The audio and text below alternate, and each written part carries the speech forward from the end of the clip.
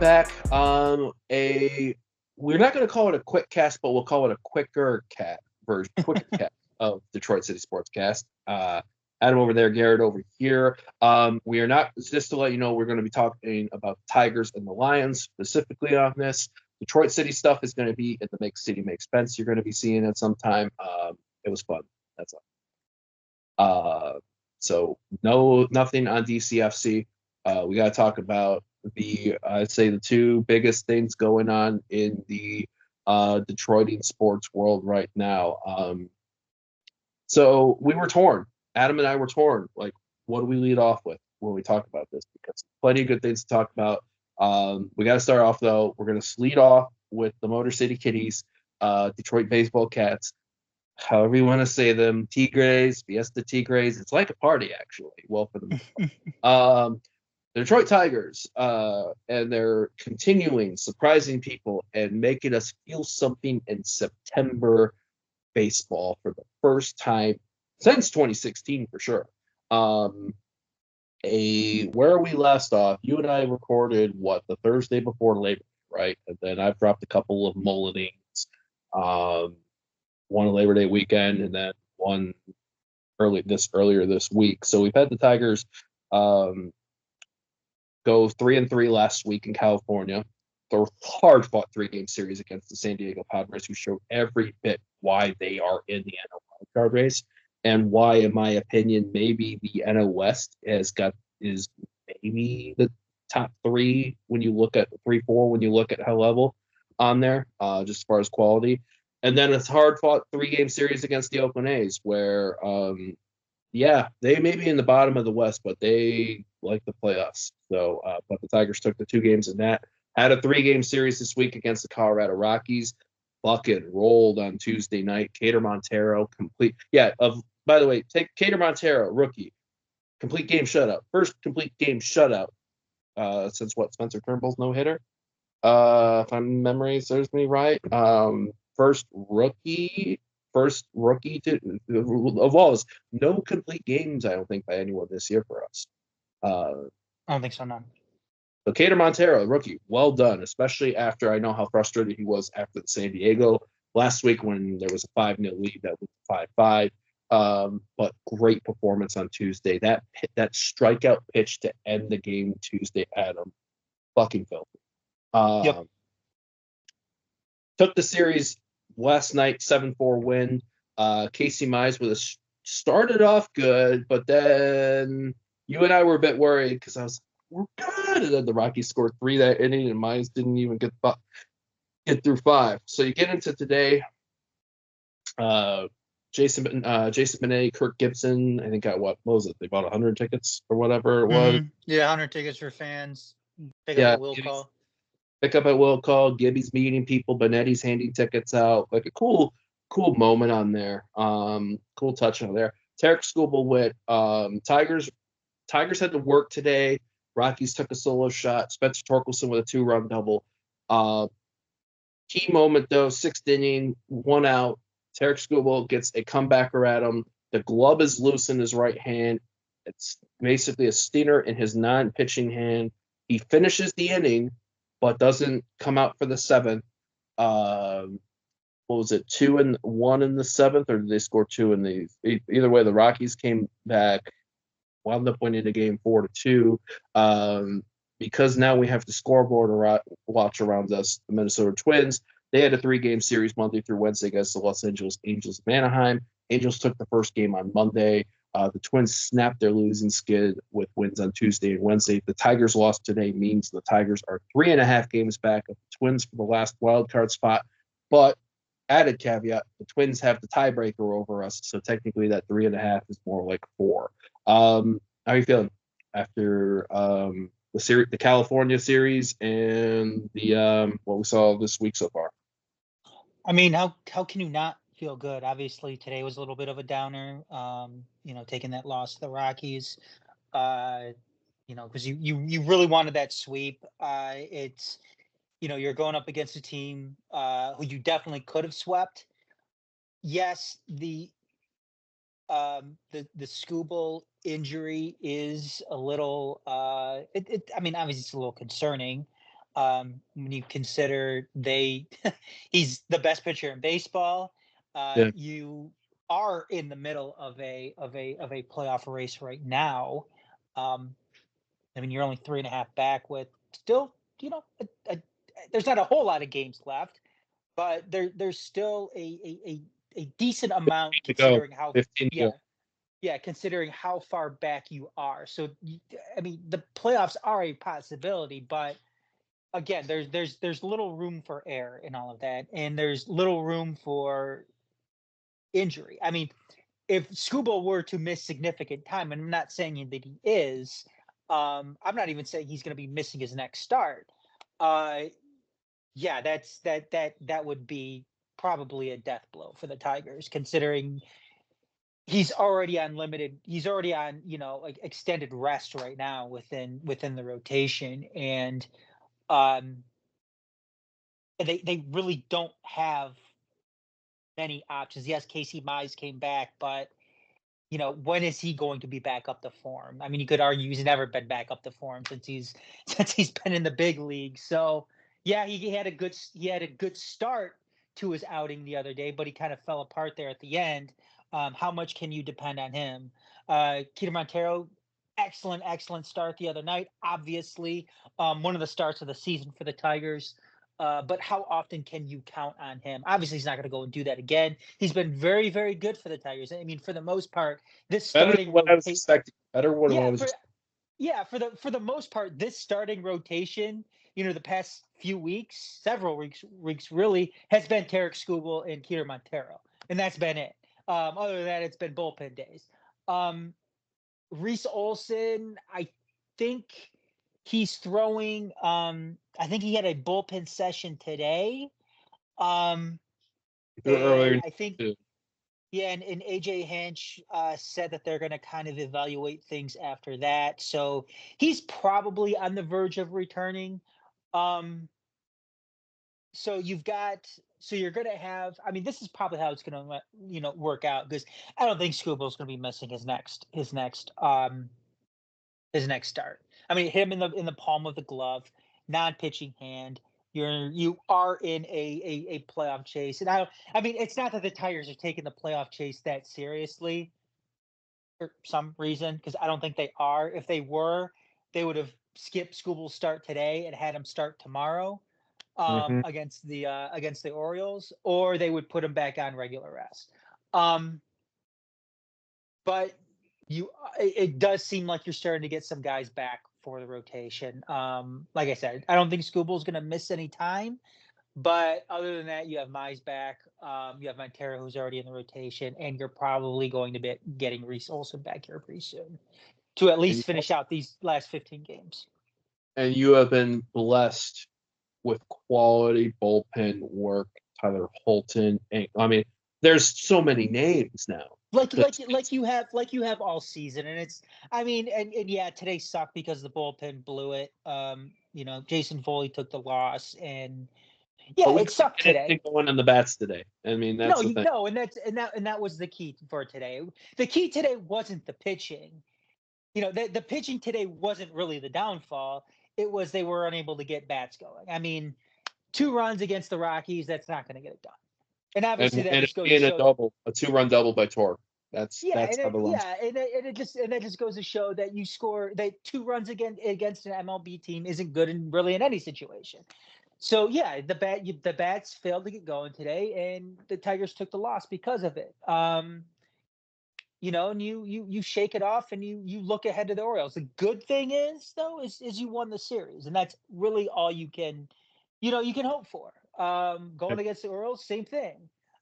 Series starts tomorrow. Tough weekend series against, you know, arguably the best team in baseball. I mean, We're yeah, battling for AL. In addition to leading the wild card, they are currently, as it stands, a game and a half back of the New York Yankees in division play. The Orioles are already in town. They had an off day today. The Yankees are taking on the Red Sox. That's on Fox 2 right now, I believe. Although I got the massacre that is Bills Dolphins right now on Prime. And that's the thing. Baltimore can fucking hit. Baltimore can yeah, hit. And the wild thing is, we're seeing more runs now, especially in the second half of the run. The Tigers have the 6th fewest runs allowed. The fact that we are saying that with 2 starting pitchers in your rotation for the last since Jack Flaherty got dealt at the end of July is fucking impressive. And now, and I was also going to say too, and also impressive, Trey Sweeney, Chase Young, Dingler, these younger guys that have been asked, even McKinstry, like guys are being asked to step up. Even like Torque with a 2-run double. Is he hitting as much as I want to? No. But is he more confident than he was at the beginning of the year? Parker, yeah, obviously Parker Meadows too. I would be a fucking idiot if I talked about Parker Meadows. Parker Meadows has been one of the stars these past, during this run. Yeah, which is great. Yeah, but that's what I think my point is. Like, I think you were about to say with the starting is, like, we have this, like, picture us with like 1 or 2 more arms going, right? And I think the tough part about it is this year it might be like how we felt about the Wings this season, how we felt about the Lions 2 seasons ago, and we're on the cusp of getting it. But it gives you a lot to look forward to, right? This isn't. I don't like the Wings comparison because the Wings fell apart. Tigers aren't Good falling point. apart. Lions 2 years ago. This is more like the Lions 2 years ago. Because the Lions 2 years ago was a young team that did it, and they carried over that momentum, and we have what we have now with them. They're one of the best teams, in football. And we'll be talking about the Lions here in a minute. Yeah, I mean, it's hard to make sense of any of this with the Tigers because it doesn't make sense. This is a team that again, they don't have any starting pitchers. And I'm not saying that in the sense that I'm being facetious or anything like that. They really don't have any starting pitchers. Casey Mize just came back. Tarek Skubal is he's on extended rest. Keter Montero's a rookie. Reese Olson's been on the shelf. Kenta Maeda has been, demoted to the bullpen. Growing better than he was starting. And he's doing better than when he was starting, but still, that was a major acquisition who was supposed to kind of anchor the top end of your starting rotation. Shelby Miller has a 6-8 record as a late inning pitcher. That tells you how they're being lost late. I mean, the coaching staff with the coaching surrounding their pitching has just been phenomenal for what they've been able to do. Mm-hmm. And then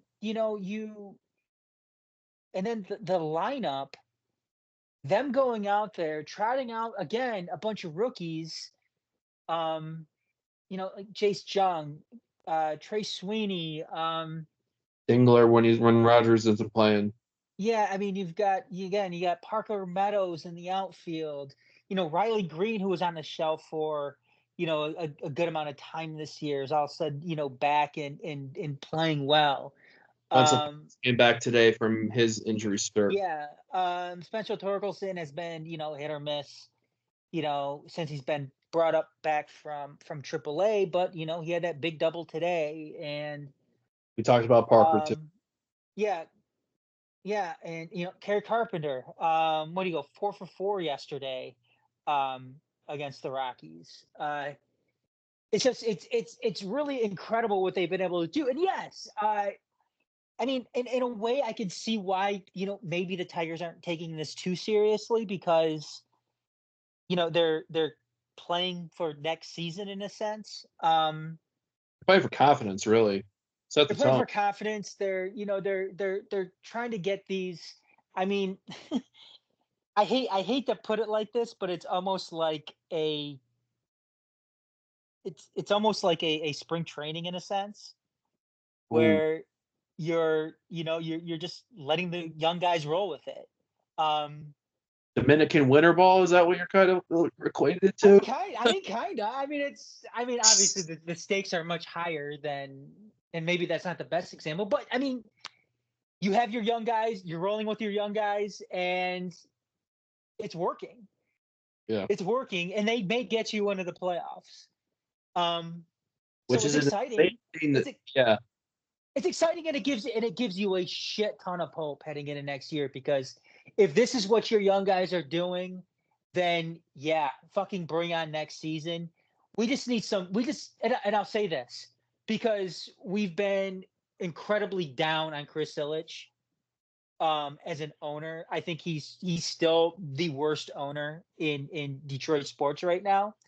Go back to what Um, we talked about a couple months ago. yes, he needs he needs to open up the paycheck, the checkbook this summer, or this winter, excuse me. No, I'm not saying you have to Because get like go Yankees. Just get like 2 or 3 people, like key motherfuckers.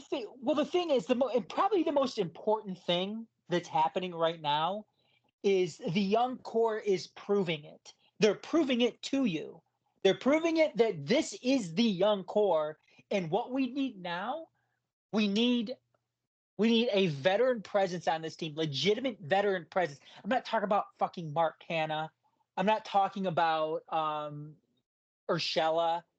I'm not even talking about Javi Baez. I'm talking about going out there and getting legitimate major league talent that you can put with this young core and start fucking cooking next year.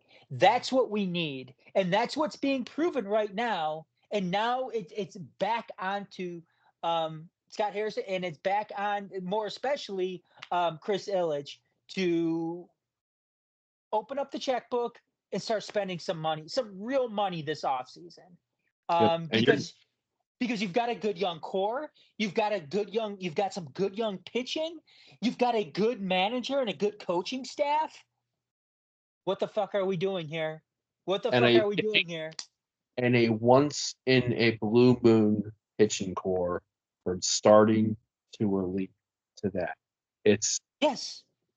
And with also you want to convince a guy like Tarek Skubal, who's going to be one of the top pitchers, because he's already is, but he still has room to get better. That's the scary thing about this. He still has room to get better. Um, you need to prove to him that this is legitimate here, and that and that he's not stupid to sign a long-term deal with the Tigers. especially when you look at not only is he a young stud pitcher, he's the young stud left-handed pitcher that doesn't Yes, care if he's facing left-handers or right-handers. He exactly. Yep. mows them down like I mow Fago Pops down. Yep. It's one of those. It's a fun thing, especially when you look at it now too. This buzz in the city, because one, you see that on the field, commentary, Benetti, and whoever it is that he's with. And when Benetti's doing national duty, Dan Dickinson's coming in.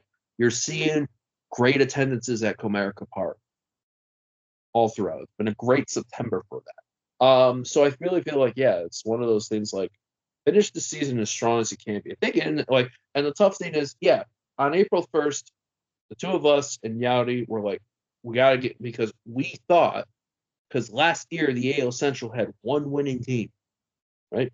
One winning team. They have 4 winning teams. Granted, they also have the fucking Chicago White Sox, but you have the team fighting for the best record in the AL and the Guardians. You have the Royals, the best turnaround story from year to year. They might go over 35 win turnaround plus from last year. And granted, I don't care that they spend a fuck ton of money on pitching. A 35 plus win turnaround in baseball today is insane. And you have the Twins that are basically where they were at last year when they won the division. And then you have the Tigers, who've been the best team in baseball over the past several weeks. Yeah. So since August, since really the second weekend in August. Yep. And I think that's the thing. And obviously, some people are like, "Oh, what if like Flaherty wanted to stay in that?"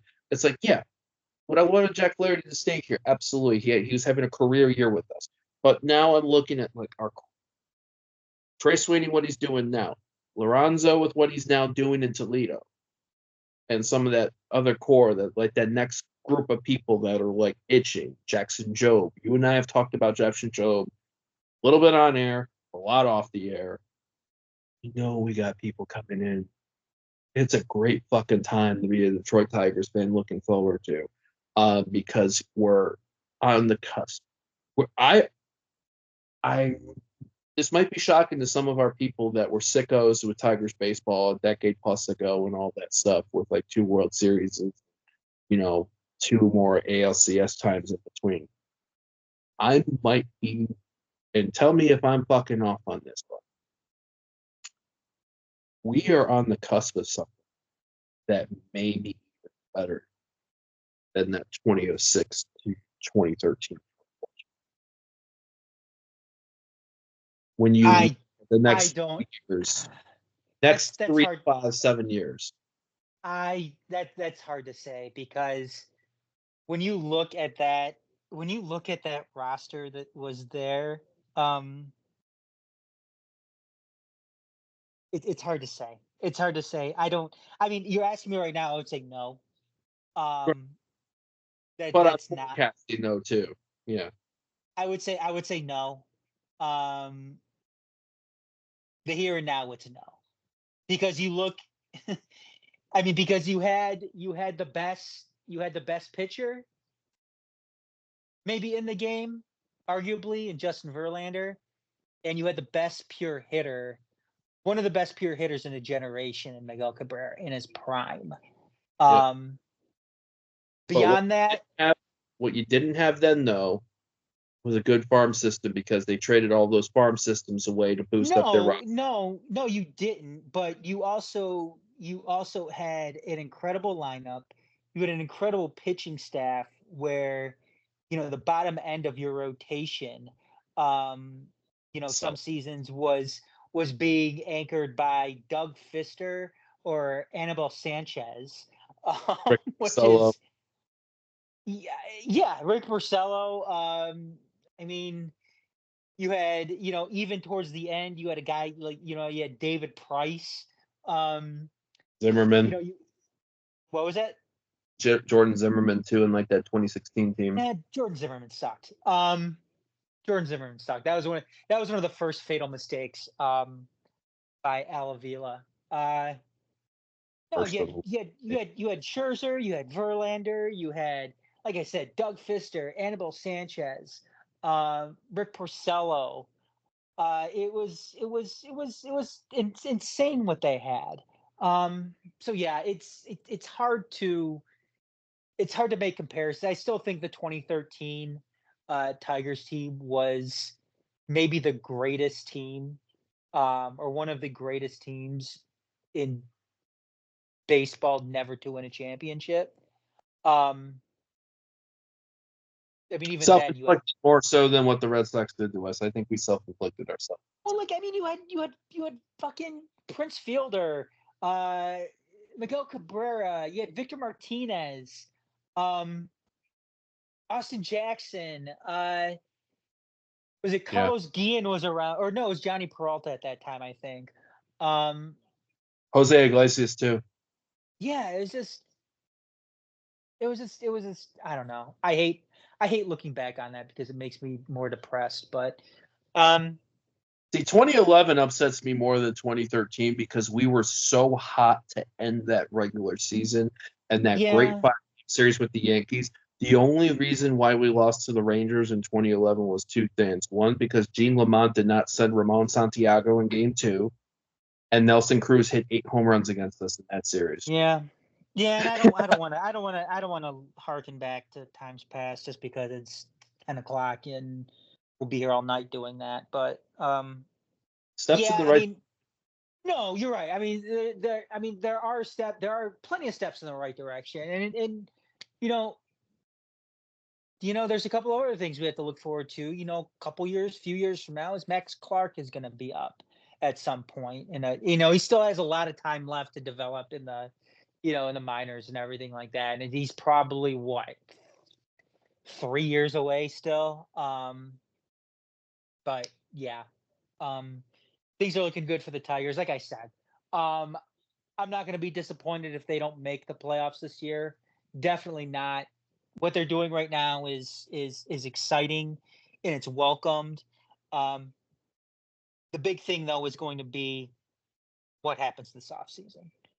Is Chris Ilitch actually going to be a Major League Baseball owner and do what Major League Baseball owners do and spend some money to complement this nice young team that you have here, Yeah. and give the fans a little bit of a break and just don't be a complete fucking shithead, like he's already proven to be time and time again. So who knows? We'll see. Yeah, and like I said, you feel like we don't have the connection about shitting on Chris Ilitch like we do when we shit on Detroit City. At least we know we love our Detroit City club. Yeah, we shit on them. So imagine I have no problem whatsoever shitting on Chris Ilitch. exactly. Um, 3 games versus the Orioles this weekend, and then 2 away series next weekend. The Royals Monday through Wednesday, and then we got to play the Orioles again because that's what we got stuck in that part of the schedule. So these 3 series will let us know what we're going to look into the last week. It's a make or break final stretch here. You come out playing well against these teams, then yeah, you're going to be in the thick of it. And yeah, once that Tampa series and Chicago series come around, fuck, let's go. But you fall on your ass, then yeah, season's probably over. Just so you also know, so the 2003 Tigers can start to breathe and smile a little bit. The Chicago White Sox are currently 33-1-14. They have lost their last 3. They're 2-8 in their last 10. We have a 3-game series to end the season versus them. They're going to be 03 Tigers players and stuff. This White Sox team's going to lose a bit more than 100 things. Did the White Sox play tonight? They were off, I believe. Let me look. Yeah, no, they were off. So they lost 3 to the Guardians, and now they welcome the so they got the A's and they got the A's at home this weekend. Then they got to go to oh god, this is terrible for them. They got to go to California to take on the Angels for 3. Then they got to go to San Diego to take on the Padres for 3. Then they got the Angels at home for their final home series, and then they got to come back. Yeah, it's already a foregone conclusion. They're going to eclipse the 119. They're going to get the one. They're going to eclipse 120. 62 bets. Hey, you guys are the worst team of baseball in the modern era. Yep. Oh god, inject that shit in that. Also, let's talk about injecting shit in that. Our Detroit Lions. So you heard me talk about this a little bit. I don't know. I don't think I went too into opinion on Molding, but Detroit Lions opened up their season Sunday Night Football. Matthew Stafford coming back. I are going to say this right now. Matthew Stafford's last 2 games at Ford Field as a Los Angeles Ram quarterback has been his best 2 games he's ever played at Ford Field. And they've been losses, which is even better. And the fact that the Detroit Lions were able to beat the Los Angeles Rams 26-20 in overtime in Week 1 of the NFL season, despite looking a little bit sluggish because any starting player not in your offense or defense that was so basically any non-rookie didn't have any snaps really in the preseason. So your first game of the regular season was a preseason. The footing was a bit off, rhythm was a bit off. And my thing that I've bitched about is you have the best 1-2 run combo and didn't fully utilize until when it mattered for Demo, and Gibbs got a touchdown earlier on. And the fact and our defense, while Aiden Hutchinson had a game a lot of stuff off the ball, our best pass rush was in prevent at the end of the 4th quarter. With that being said, Jameson Williams, my God, beautiful stud. You hope you enjoyed all of that Zorba's at post match on Sunday or Six Mile, whatever it is. Big day for him. What was it? 5 catches, 121, rush for 10 yards, touchdown. A solid, great performance by him. And really, this Detroit Lions team, even last year, they might have lost this game, especially when they're to win while not being your best with those blues that do blues that just pop on national television. How are you feeling about that? I'm feeling. I mean, I'm feeling good. It's. Yeah. I mean.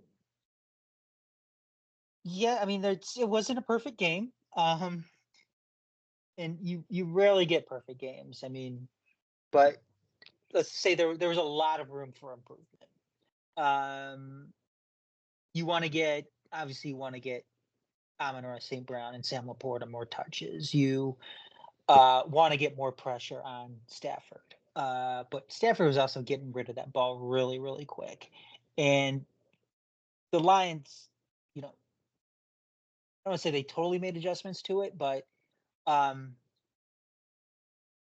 you you want your secondary to play better.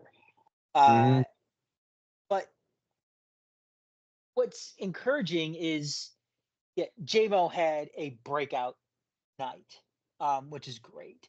That when push came to shove, that offensive line and David Montgomery rammed it down their fucking throat. They finished him off. I mean, that was a game of Mortal Kombat, and you had, you know, the Rams were sitting there spinning around, and 10-pin bowling, no spare pins left. yeah, it was a finish them moment, and that's exactly what they did. It was bully ball. They went, they played to their strength, and the Rams were done at that point. They didn't have an answer at that point in time for it. They were done. They were spent. The defense for the Rams were spent at that point. And what's encouraging is Detroit, and this is how you know you have a really, really good football team. Maybe not just a good football team, but maybe a great football team. Because you had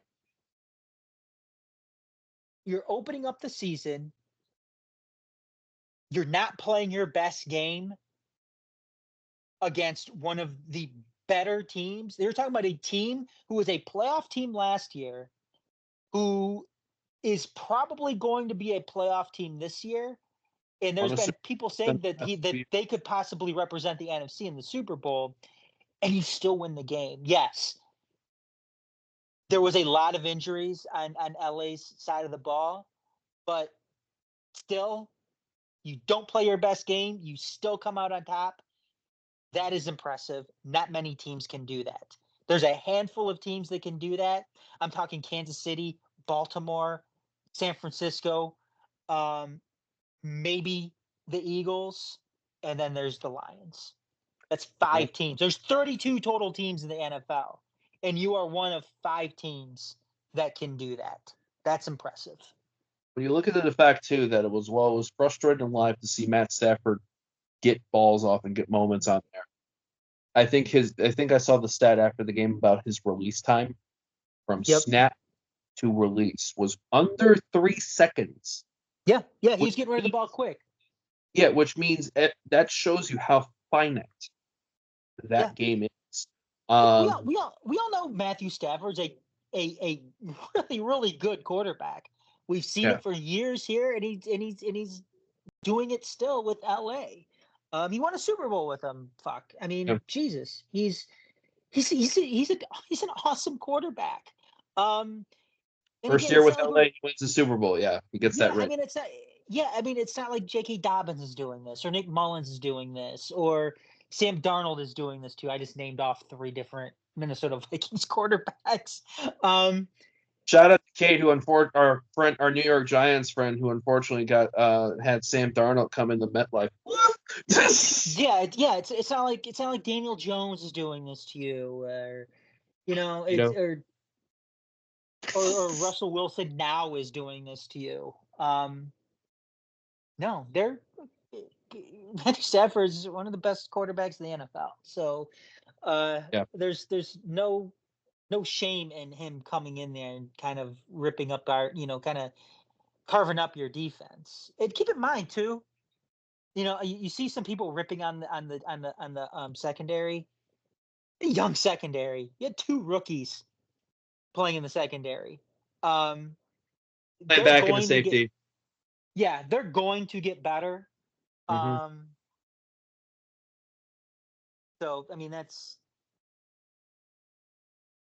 yeah. Brian They've had Branch telling Brian Branch telling coach, apparently Dan Campbell, my bad on those dropping on there. Carlton Davis being like, I was off, need to be better. Um, Kirby Joseph, real one. That pick, great, love it. I think steps are in. I think yeah, steps in the right direction. Also, too, the other things to look for: Jack Campbell playing in more of his traditional linebacker role instead of the Sam role that he was playing. He looked like he was back in the mic. Didn't have as many snaps on there, but the snaps that he had big impact. Anzalone was also clutch. Anzalone made a big amount of tackles in there. yeah, and Helping. Anzalone's always going to be clutch. I mean, what a player he's really turned into on this team. I mean, it's been really cool to kind of see his kind of metamorphosis into what he is now. I mean, he's a perfect type of player for this team. But yeah, Jack Campbell. No, you're absolutely right about Jack Campbell. His snaps were down, but dude was like a heat-seeking missile out there at times, just kind of honing in on his target and then just striking. Um, it's a guy that's going to continue to get better as well. So it's going to be exciting to watch him, kind of, continue to turn into the player that we all thought that he can be here with Detroit. So um, yeah, it was just it's really cool to see. So we have that out of the way, one down. The next team that we defeated in the second round, in the divisional round of the playoffs earlier in January, is our week 2 opponent at Ford Field. The Tampa Bay Buccaneers are coming in. The Tampa Bay, I didn't really watch any highlights yet of their game versus the Commanders. I know they had a really solid performance. I got Rashad White on my fantasy team, so he balled. Also, shout out Puka Nacua. Unfortunately, you got hurt on there. Get back soon. I Sickos Fantasy League. We are looking at a Bucks team last week on Sunday that rolled against their 37-21 against the Commanders. Big game by Baker Mayfield. You did drop. I don't know. Was that you that dropped that in our chat about how banged up the Bucks are coming No, into? I know they're banged up. I didn't drop that in there, but I guess that's one of the Oh, reasons why Detroit Glenn is dropped. a Glenn is dropped it in there. Yeah. I guess that's one of the reasons why we're a 7-point favorite heading into Sunday, which again I'm so skeptical of because this isn't college. 7 is a big number. It's a Mm-hmm. big number in the NFL. Yep. So I am a little worried about that. But I mean I'm still picking the Lions to win. I just don't think it's going to be that easy. So to confirm from what SI dropped, apparently Bucks starting quarterback Zion McCollum in the league's concussion protocol. Other quarterback Bryce Hall fractured tibia, dislocated ankle. Safety Josh Hayes was seen in a boot after suffering an ankle injury. Other safety, all-prone safety Antoine Winfield Jr., I believe, because son of the great Antoine Winfield, expected to already miss at least a couple of weeks. But I feel like this is going to be a Bucks team that's going to be motivated because they played a great game against us in January at Ford Field. The only difference was a couple of key moments. Derek Barnes with that pick, and you're also playing your old buddy in Carlton Davis, who's now on your, a key piece in the secondary. I'm with you. I'm not. I think we can get it done. I think it's going to be even. I argue this might even be closer than what the Rams did.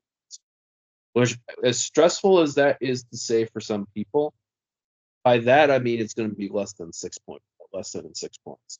I think it's definitely going to be. It's not going to be. I would be shocked if it's more than if Detroit takes that -7 again. If they do that, fantastic. But this is a good football team. We're going to be a really good football team. I think we're going to be playing a motivated football team. Injuries Yeah, are not coming into Fort yeah. Field. I mean the good thing is DJ Reader is going to be back. So hopefully Yeah. that'll help. Hopefully that'll help generate some more pressure on the quarterback um, this coming weekend. Yes, they do have a lot of injuries in the secondary. Tampa Bay, that being. Um, so that definitely helps when it comes to what we can do offensively, and we already have a obviously a really good offensive football team. Um, Again, I worry though. I mean, Baker Mayfield isn't as good as Matthew Stafford is, so uh, Baker Mayfield's ability to carve up, the Detroit secondary probably isn't going to be as problematic as Matthew Stafford was when it comes to that. But it's still something to keep an eye on, and it's still Yeah. we still we're still going to be rolling out with some young guys back there, and the key is how much improvement are they going to be making from week 1 to week 2. um Still yet to be seen. We're going to find out 1 o'clock on at 1 o'clock Sunday afternoon. If they if they have a good week in practice and they come out, play a strong game, yeah, we're probably winning that game. We're probably winning it by more than 7.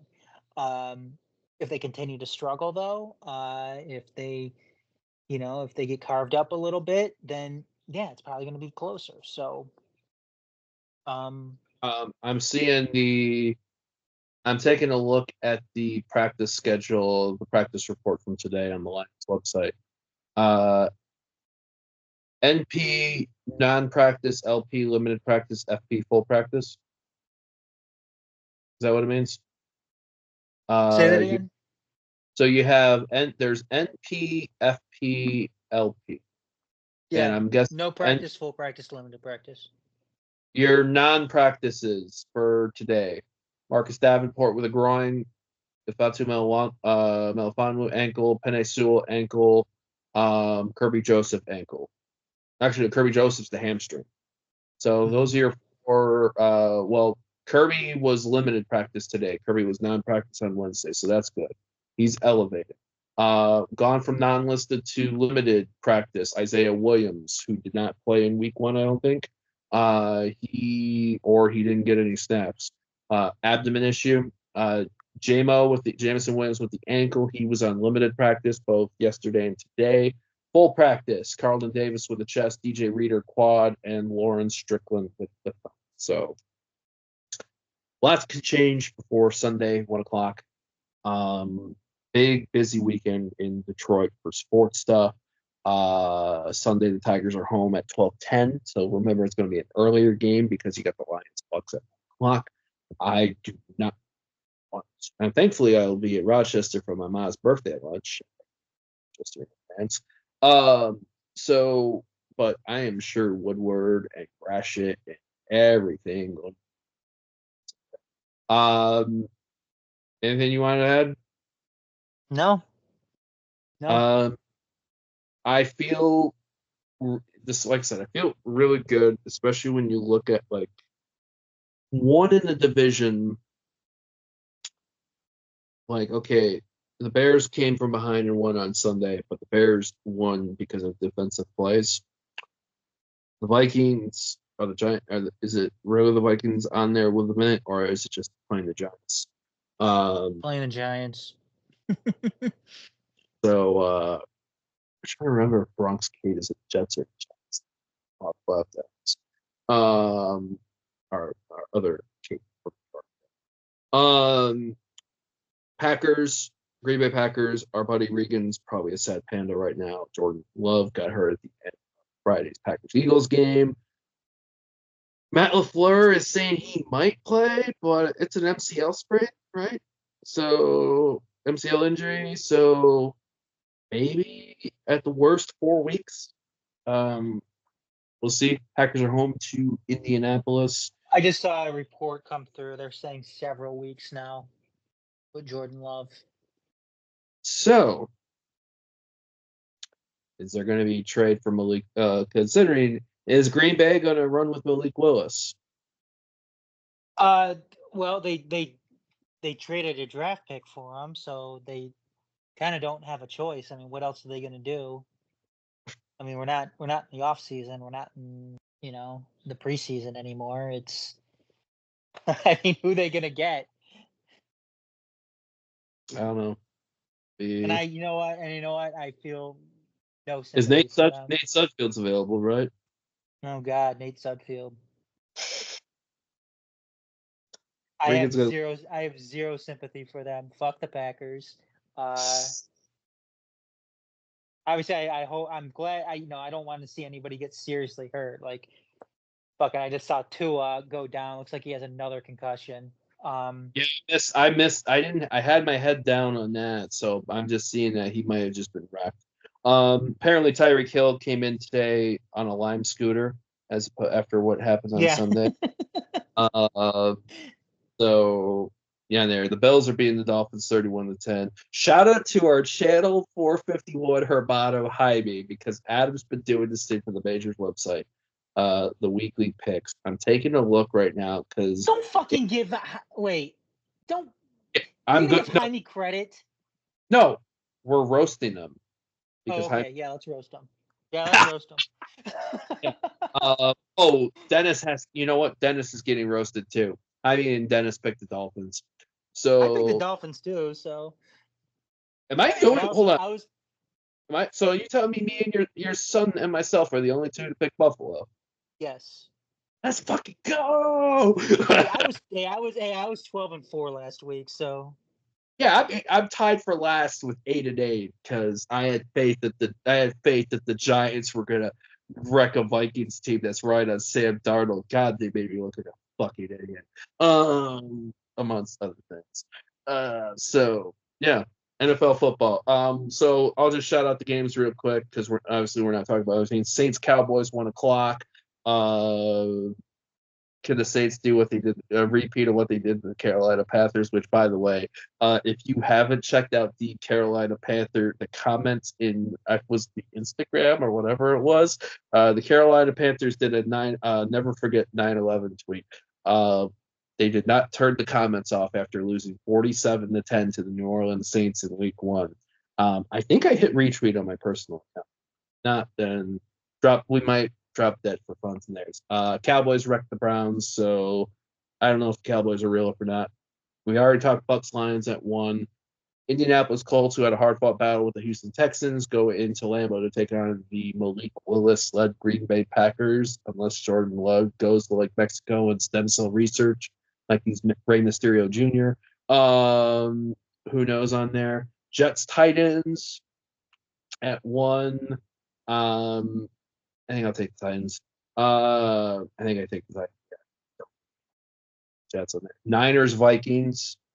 So Niners look pretty good on that. Seahawks, Patriots, Giants, Commanders, Chargers, Panthers. I heard that there's tickets for the Carolina Panthers game for like $1.50 being offered. So Browns, Jaguars, Raiders, Ravens, Rams, Cardinals, Steelers, Broncos. Steelers Broncos could be painful. Sorry to our buddy Sean Kelly in advance. Bengals Chiefs, Sunday night game Bears and Texans, and then Monday night a battle of the birds between the Falcons and any games in particular other than ours that intrigue you. Titans Jets probably. It's probably one of the more and unfortunately, it's probably one of the more intriguing ones. Even though it's just because I don't have any faith in the Jets whatsoever. I want to see what they do against a bad team because I think the Titans are a bad team. I want to see how good the Jets actually are. Right. Because if they go out and have a close game against the Titans, or the Titans end up beating them, then that's going to tell us everything we need to know about the Jets. Yeah, that one's intriguing. It seems weird saying that, but yeah. I want to know if the Chicago Bears side's for real. Going to Houston, Sunday night football, taking on a Texans team that I think is really good. I don't think it's going to be a close AFC South. I think the Texans are going to win the South by at least a couple games this year. And they were good last year with CJ Stroud, and then you got Stephon Diggs. They got weapons. They're at home. That I don't think that I think that might be a blowout. Yeah, real quick for me on that one because I got to get going here soon. Yeah. I think with the Bears, yeah, they got the win last week, but a lot of it came on special teams and defense. I mean, I don't think anybody should be worried about Caleb Williams or the offense or anything like that because, well, the one thing with Caleb Williams too in that game is he was inaccurate, and he was never inaccurate at USC. So I think that just goes to show he had a bad game. It was a typical game for a rookie coming into playing his first game in the NFL. Yeah. It's not uncommon. You see that all the time, and you look at how some of these other games went with young quarterbacks, rookie quarterbacks in their second year. They're going to get better. Caleb Williams is going to get better, and it's like we were talking about the Detroit secondary. You're going to see, there's things to clean up. How much cleanup are they going to be able to do, this past week in practice and everything like that? They have a tough task going against a Houston Texans team that, again, is one of the better teams in the AFC, one of the better teams in the NFL. I don't think they're going to win this weekend,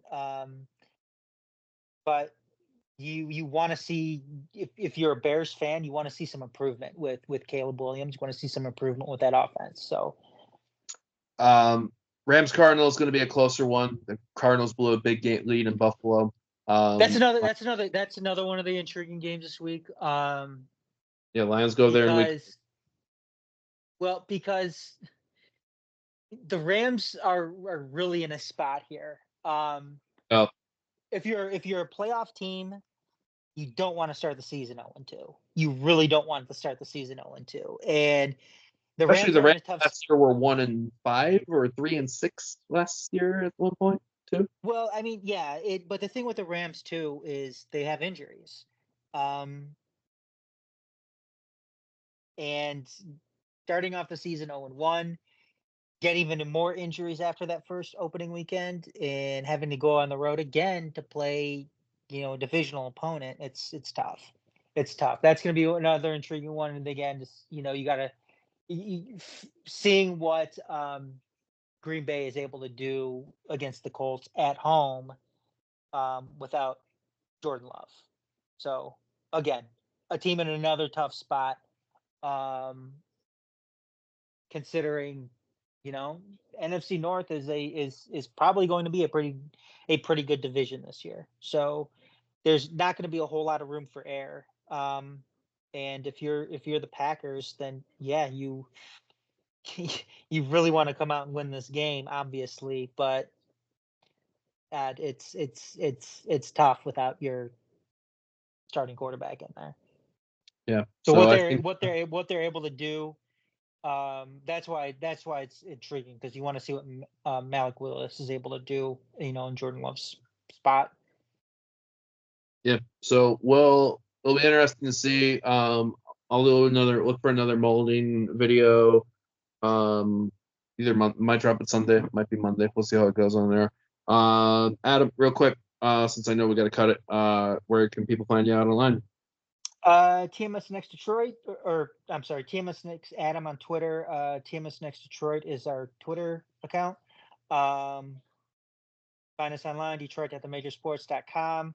You want to check out 451.themajorsports.com. YouTube.com/themajorsTV. Like, subscribe, leave us a 5-star review on any of the podcast platforms. Help us in that algorithm. Yeah. 451's YouTube. It's at 451 Detroit YouTube channel. I think it's at 451 Detroit 3. So you're doing the at thing. Twitter's at 451DET. Email 451DET@gmail.com. Heads up note for anybody that asks, we do not do any print on any of our podcast stuff out there. So we'll make sure we include that in our promotional tweets, or I might hit it in our retweet, just because we do this for fun. This is TM Comats is where you can find me for the socials on Twitter, Instagram, and Discord. Stay tuned for the another Mulligan series stuff. We also want to give a shout out to our Dave Dwahey special episode we did just dropped a couple days ago for the women's season that was just had and what's to come with there.